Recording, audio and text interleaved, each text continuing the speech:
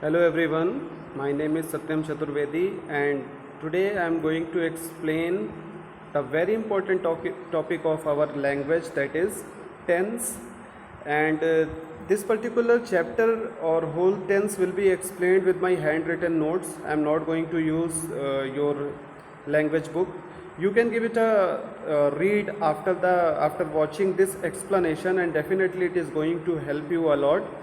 And I have made my hand notes just because it is a very common topic in all the classes, that is 6th, 7th, 8th, 9th, 10th. Anybody who needs to learn the basic of the grammar has to begin from the tense. So that is why I thought about making a separate notes of the tense and then explain accordingly. So let's start this chapter, that is tense. So basically when we hear this word tense, what does in our mind come? So tense refers to time. काल, अगर हम कहें काल या समय, समय को refer करता है टेंस. टेंस का मीनिंग यही होता है. And then tense is of three types. तीन तरह के समय होते हैं.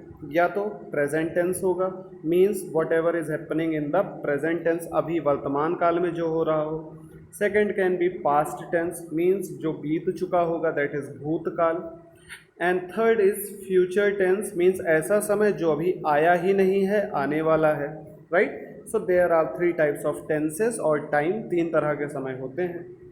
Now each tense has four parts, means हर एक टेंस को चार चार पार्ट्स में डिवाइड किया गया है. And those tenses are, first is indefinite और सिंपल. इसको हम इंडेफिनिट टेंस बोलते हैं या सिंपल टेंस बोलते हैं. सेकेंड इज कॉन्टिन्यूअस और इम्परफेक्ट. कॉन्टिन्यूअस या इम्परफेक्ट दूसरा होता है. Third is perfect and fourth is perfect continuous. Right. Now how will we say कि ये हर एक टेंस के चार चार पार्ट होते हैं, तो we will count like this. Like हम पहले प्रेजेंट ऐड कर देंगे इसमें, और फिर ऐड करेंगे present indefinite, present continuous, present perfect and present perfect continuous. तो प्रेजेंट के चार पार्ट्स ये हो गए. We can also say it simple present, imperfect tense, simple perfect, और सॉरी प्रेजेंट परफेक्ट और present perfect continuous. In the same manner we can also count for past. Let's see. अगर हम past tense बोलेंगे तो ये पहला होगा past indefinite या सिंपल पास्ट, दूसरा होगा past continuous, third will be past perfect and fourth will be past perfect continuous. तो चार टेंस प्रेजेंट के भी हो गए, पास्ट के भी हो गए. Now third, in the same manner we can count for future, that is future indefinite, future continuous, future perfect and future perfect continuous. So total 4 tense of present, 4 tense of past, 4 tense of future is equals to 12 tenses. That is what we have to read. And we are starting with simple tense. So simple tense of all the three means present, past and future. सो हम इस तरह से अपने पूरे tense को cover करेंगे. जैसे मैंने अभी इस पार्ट को उठाया है, तो इसका प्रेजेंट का पार्ट, इसका पास्ट का पार्ट और इसका फ्यूचर का पार्ट, तीनों एक्सप्लेन होगा. And then when it will be explained properly we will move out to the continuous tense. Okay, let's see what is indefinite और simple tense. So basically present indefinite और simple present tense, very important part for us is to know that what is the recognition. recognition means होता है बेटा पहचान. आखिर कोई tense या कोई वाक्य जो हम बोलते हैं, या हम इंग्लिश में बोलते हैं या हिंदी में बोलते हैं, वो किस टेंस का है, how will we come to know about it, ये हमें कैसे पता चलेगा. So both things are there. how we will recognize that particular tense in Hindi, and then after recognizing the tense in Hindi we are going to translate that particular sentence with the applying the rules of that sentence. तो पहले हम ये देखेंगे कि किसी भी sentence को हिंदी में जो लिखा हो या हम बोलते हो उसको कैसे पहचानेंगे कि वो किस टेंस का है. And after that we will see the rules of each and every tense to translate the Hindi word into English. So present indefinite और सिंपल प्रेजेंट टेंस की रिकॉग्निशन ये है कि दैट एंड्स विद ता है, ती है, ते हैं इन हिंदी। ऐसे कोई भी वर्ड्स या ऐसे कोई भी वाक्य जो आप बोलते हैं जिनका अंत इन तीन शब्दों के साथ होगा, that will be your simple present और प्रेजेंट इंडेफिनिट टेंस। जैसे मैं आपको इंग्लिश पढ़ाता हूँ तो my sentence is ending with ता हूँ, so this is your simple present tense and it will be translated with the rule of simple present. Okay, now let's see what is past indefinite और simple past। इसकी क्या recognition है हिंदी में? तो जब present में ता है, ती है, ते हैं था तो यहाँ पे ता था, ती थी, ते थे हो जाएगा। जैसे मैं इसके पहले किसी और स्कूल में पढ़ाता था तो वहाँ पे ता था है, right. So this is my past indefinite. लेकिन सिर्फ यही रिकॉग्निशन नहीं है, इसके साथ एक और रिकॉग्निशन लिखी हुई है, that sentences in Hindi ends with आ की मात्रा, ई की मात्रा और ए की मात्रा। मीन्स ता था, ती थी, ते थे तो होगा ही, साथ ही साथ ऐसे भी सेंटेंसेस जो सिर्फ मात्राओं पे ख़त्म होते हैं। जैसे मैंने कहा, मैंने कहा, तो हेयर कहा वर्ड इज एंडिंग विद आ की मात्रा, सो this is also your past indefinite. या वो जाता था या वह गया, दोनों एक ही बात हुई। वह गया एंडिंग विद आ की मात्रा और जाता था एंडिंग विद ता था। So both the recognition is of past indefinite और simple past. Okay, now let's jump to the recognition part of future indefinite और सिंपल फ्यूचर। आखिर फ्यूचर इंडेफिनिट और सिंपल फ्यूचर की रिकॉग्निशन हिंदी में क्या होती है, देखते हैं। द सेंटेंसेस एंड विद गा, गी, गे। तो ऐसे सेंटेंसेस जो हिंदी में अंत में जिनके गा, गी या गे आता है depending on the subject used, वो फ्यूचर इंडेफिनिट या सिंपल फ्यूचर होते हैं। जैसे मैं कल आपको दूसरा टेंस पढ़ाऊंगा, so this sentence is ending with गा। Okay, so this is the recognition of future indefinite. So till now what we have discussed, that tense are of three types: present, past, future. Each tense has four parts: indefinite, which is also called simple tense; continuous, which is also called imperfect tense; perfect, and perfect continuous. And today we are learning this simple or indefinite tense, and we came to know about the recognition of all the simple tenses कि present में उसकी पहचान कैसे होगी हिंदी में, past में कैसे होगी और फ्यूचर में कैसे होगी। Okay, but in this video we will only learn about this present indefinite और simple present tense, and the part 2 will explain the remaining two simple tenses which is past indefinite as well as future indefinite. So let's see what has been given for us in the present indefinite or simple present tense. So as I mentioned here that simple tense की recognition वाक्यों के अंत में ता है, ती है, ते हैं जैसे शब्दों से होगी, but this is the Hindi recognition. ऐसा तो है नहीं कि हर जगह हमें हिंदी में लिखा मिलेगा। We will get to know about the English sentences also. So how we are going to recognise that which particular sentence belongs to which tense, let's see the rules of present indefinite or simple present. Before I start the structure, you must know about this particular part, that each sentence is being framed with the help of subject, then verb, and then object. And this verb is divided into two parts, which is called helping verb, that is also known as auxiliary verb, and second verb is main verb. आपको जब मैंने verb पढ़ाया था तो उसमें बताया था दो तरह की verbs होती हैं, लेकिन there are only two tenses which you are going to study in this video as well as in another video that do not use helping verb. जो helping verb का यूज़ होता ही नहीं है उनमें, वो भी सिर्फ affirmative sentence में। तो affirmative sentence में जब helping verb का यूज़ होगा ही नहीं तो directly main verb आ जाएगा। ये हमें ध्यान देने वाली बात होगी। Okay, so let's see what are the rules of simple present tense. So it starts with main verb की फर्स्ट फॉर्म। मीन्स कौन सी मेन वर्ब की फॉर्म लगेगी? मेन वर्ब की फॉर्म क्या होती है? चार फॉर्म्स होते हैं, V1, V2, V3 and VING. This is also called, V1 is called present form, V2 is called past form, V3 is called perfect form and V plus ING is called participle या gerund की form. So the main verb की first form is use and SES is also added in that कब? Only in affirmative sentence, सिर्फ affirmative sentence में main verb की first form में S E S लगेगा, और वो भी कब, जब सिंगुलर सब्जेक्ट यूज हो। ये क्या कह रहे हैं, जैसे आप सपोज कीजिए मेन वर्ब है गो, तो अगर गोस के साथ कोई सिंगुलर सब्जेक्ट लगा हो, जैसे ही यूज हुआ हो, तो गो में हम क्या ऐड कर देंगे, E S, it will become he goes. But if we will use any plural subject, तो देखिए यहाँ लिखा हुआ है रूल में कि मेन वर्ब की first form is used only in affirmative sentence with plural subject. तो जब कोई प्लूरल सब्जेक्ट होगा, जैसे वी अगर हुआ, तो हम उसके साथ मेन वर्ब में कोई एस ई एस ऐड नहीं करेंगे, because it is the rule of simple tense that when the subject is having of plural one, so we do not add s or es in the main verb की form. So this is your first rule कि in affirmative sentence you are supposed to add s or es when the subject is singular, and you will not add s or es when the subject is plural, only you will use that is main verb की first form. And you can see here that directly the sentence structure subject main verb plus object, there is no helping verb used in the affirmative part.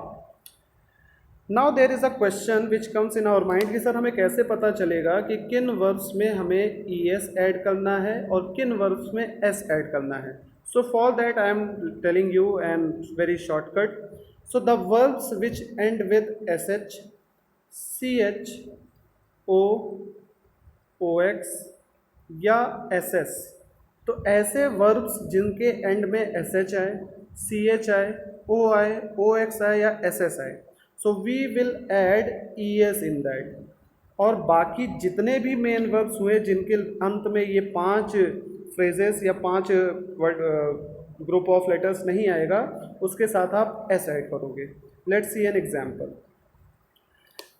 Go word मैंने अभी लिखा था, this is your main verb की first form, and इसके last में क्या है, O है, तो we will add E S. Another word wash, इसके लास्ट में एस एच है, so we will add E S. Let's take another example which do not contain these 5 particular group of letters, just like learn, L E A R N, तो यहाँ पे हम E S नहीं add करेंगे, we will add S here, it will become learns, right? So this is the rule of adding s or es. Now let's move to the other helping verb. Let's move to the other rule. So here in hashtag it is written, this is your note, कि helping verb is not used in affirmative sentence. Simple present के affirmative part में helping verb use ही नहीं होती है, और अभी तक मैंने बताया भी नहीं है आपको कि आखिर सिंपल प्रेजेंट की हेल्पिंग वर्ब है कौन सी। So let's see what is the helping verb of present indefinite. Here it is being written, helping verb is does and do. So does किसके साथ यूज होता है, ही, शी, इट, या कोई नाम दिया हो, या एक चीज़ और होती है जितने भी सिंगुलर सब्जेक्ट और बचे हुए होंगे, means all the singular subject uses does with it, and all the plural subject including I को हम plural subject मानते हैं, so I, we, you, they and all plural subjects will use do with it। तो affirmative sentence में हमने helping verb को नहीं इस्तेमाल किया, but in remaining sentences that is negative, interrogative या बाकी question words में हम helping verb यूज़ करेंगे। let's see सेंटेंस स्ट्रक्चर इसका देखते हैं तो हमें काफ़ी चीज़ें क्लियर हो जाएंगी। And this particular sentence structure will be applicable in all the tenses which I will teach. जितने भी मैं टेंस पढ़ाऊंगा सब में यही 4 से 5 सेंटेंस स्ट्रक्चर पे आपको सेंटेंसेस को फ्रेम करना होगा। सो अफर्मेटिव सेंटेंस का स्ट्रक्चर है, we will use subject first, then main verb की first form plus S E S. वो भी कब लगेगा इसमें एस ई एस, जब सिंगुलर सब्जेक्ट होगा। प्लूरल सब्जेक्ट होगा तो हम सिर्फ मेन वर्ब की फर्स्ट फॉर्म यूज़ करेंगे, एस ई एस को नहीं लगाएंगे। And then object. Let's see the negative subject. अब यहाँ पे देखिए सब्जेक्ट के बाद हेल्पिंग वर्ब आ गई है। वाई? बिकॉज अफर्मेटिव सेंटेंस में ही हेल्पिंग वर्ब नहीं यूज़ होनी थी, लेकिन बाकी में हेल्पिंग वर्ब यूज़ होगी। और जैसे ही हेल्पिंग वर्ब आएगी, subject plus do does plus not plus main verb की फर्स्ट फॉर्म प्लस ऑब्जेक्ट, तो इस सारे मेन वर्ब्स में आप ध्यान दीजिए कहीं भी एस ई एस नहीं जुड़ेगा। Means where helping verb will be used, जहाँ पे डू डज यूज होगा वहाँ पे SES की कोई जगह नहीं है, right? So main verb will come single handedly और alone when there will be helping verb used. Let's see the interrogative sentence structure. Interrogative sentence दो तरह के होते हैं, which can be answered in yes or no, जिनका हम जवाब हाँ ना में दे सकते हैं, और दूसरा WS टाइप, जिनका हम जवाब स्पेसिफिक देना होता है, which can not be answered in yes or no. And the yes no type questions starts with helping verb.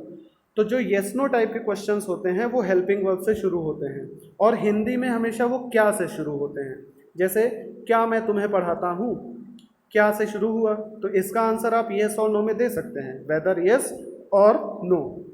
But see here in English it starts with helping verb. तो हमने do does को पहले रखा, फिर उसके बाद subject, main verb और object. तो ये क्या होगा, डू आई टीच यू, और फिर full question mark. Then question word का स्ट्रक्चर बहुत ही आसान है। जैसे आपने इंटेरोगेटिव का स्ट्रक्चर रखा था, उसके पहले सिर्फ आपको क्वेश्चन वर्ड बढ़ा देना है। सो मैं आपको क्या पढ़ाता हूँ, so it will become what do I teach you, मैं आपको क्या पढ़ाता हूँ, right? Then very important part, WH type में एक एक्सेप्शन होता है बेटा, हु टाइप, जिसमें मैंने अभी कहा था कि जहाँ हेल्पिंग वर्ब नहीं यूज़ होगी, या सिर्फ अफर्मेटिव सेंटेंस में हेल्पिंग वर्ब नहीं यूज़ होगी और उसके साथ वर्ब की फर्स्ट फॉर्म में SES लगेगा। लेकिन हु टाइप एक एक्सेप्शन है, जहाँ पे वर्ब की फर्स्ट फॉर्म में SES लगता है, या हु टाइप का पूरा structure works as the affirmative one. अगर आप इस हु को छुपा दें और इसके जगह सब्जेक्ट लिख दें, तो it will become the same structure as the affirmative is having, as you can see here. तो हु किसी भी सेंटेंस में एज अ सब्जेक्ट काम करता है, दैट इज़ वाई अगर इस हु की जगह अभी सब्जेक्ट होता तो ये अफर्मेटिव सेंटेंस बन जाता। सो वी यूज और we apply the structure of affirmative sentence in this particular special who type case. Now let's see some examples and then I will be done with the explanation. So यहाँ example के लिए मैंने एक sentence लिख रखा है in Hindi, so that you can recognise first of all. So Ravi अपना काम समय पर करता है। So this particular sentence is ending with the end of ता है, तो ये प्रेजेंट इंडेफिनिट हुआ। लेट्स सी कि इसका ट्रांसलेशन क्या होगा। Now Ravi is singular subject, Ravi एक सिंगुलर सब्जेक्ट है, तो इसके मेन वर्ब की फर्स्ट फॉर्म में हम एस और ES ऐड करेंगे। प्लूरल होता तो ना करते। सो रवि और हेल्पिंग वर्ब यूज़ नहीं होगी, तो रवि किसी काम को करने की इंग्लिश डू होती है, so do में ES लग जाएगा। so this does is not the helping verb, this does here is the main verb। so Ravi does his work on time, Ravi अपना काम समय पर करता है। नेगेटिव क्या बन जाएगा इसका कि रवि अपना काम समय पर नहीं करता है, और जैसे ही नेगेटिव बनेगा तो हेल्पिंग वर्ब आ जाएगी। रवि के साथ डस लगेगा because Ravi is singular, Ravi does not, और अब ये मेन वर्ब अकेले हो गया, इसमें से SES निकल गया, right? Ravi does not do his work on time. Third sentence which can be answered in yes और नो इज क्या रवि अपना काम समय पर करता है, तो हिंदी में वो क्या से शुरू होगा, but in English it will start with helping verb. तो डज रवि, क्या Ravi do his work on time, क्या रवि अपना काम समय पर करता है, तो starting with helping verb, then subject, then main verb and then the object. The structure is being drawn here, so you can take help at any time, and I will send the PDF also, just don't worry about it. Let's see the question word. Ravi अपना काम समय पर क्यों करता है? So this we are only supposed to add the question word here, और इसका कोई स्पेसिफिक जवाब ही होगा, आप इसको yes no में आंसर भी नहीं कर सकते। So why does Ravi do his work on time? Okay, this is the question word. Now let's see who type. अब जैसे जवाब है कि रवि अपना काम समय पर करता है, लेकिन रवि को हम कौन से रिप्लेस कर दें, तो it will become the subject. जैसे कौन अपना काम समय पर करता है, तो यहाँ पे कौन का मतलब कौन हुआ, रवि ही हुआ, तो रवि की जगह पे ही तो हु आ गया है। That is why I have said कि who works as a subject. So here who does his work on time, और चूंकि हु के साथ वर्ब की फर्स्ट फॉर्म में SES इसलिए लगाया गया है क्योंकि हमने हिंदी में सिर्फ कौन बोला है। If we would have said कौन कौन अपना काम नहीं करता है, तो कौन कौन का मतलब क्या हो गया कि एक से ज़्यादा हो गए, और जैसे ही वो प्लूरल में होगा तैसे ही हम यहाँ से वर्ब की फर्स्ट फॉर्म में एस ई एस नहीं लगाएंगे, it will B translated with who do his work on time, मतलब कौन कौन अपना काम समय पर करता है। तो कौन कौन का मतलब यहाँ प्लूरल हो गया, और जैसे ही प्लूरल सब्जेक्ट होगा उसमें हम वर्ब की फर्स्ट फॉर्म में एस ई एस नहीं ऐड करेंगे। There is one more part given, who negative. Who negative क्या होता है, जैसे कौन अपना काम समय पर करता है, इसको आप नेगेटिव बता दीजिए कि कौन अपना काम समय पर नहीं करता है। So it will become the structure of negative, सिर्फ हु आ जाएगा अलग से। तो जैसे Ravi does not do his work on time, Ravi अपना काम समय पर नहीं करता है, हु उसको रिप्लेस कर लेगा, तो who does not do his work on time. और यहाँ पे लास्ट में क्वेश्चन वर्ड लग जाएगा, because it is definitely a part of interrogative sentences. Do not कब होगा, जब प्लूरल सब्जेक्ट होगा, जैसे कौन कौन अपना काम नहीं करता है। Okay, so this was the simple present tense, totally explained. I hope it is pretty clear to you, but still you have to learn and get a read from your book, so that the remaining concept can be well cleared in your mind, और बाकी चीज़ें भी आपसे clear हो जाएं। In our next video we will be learning the remaining two simple tenses, which is past, simple past and simple future. Okay, till then take care, bye bye.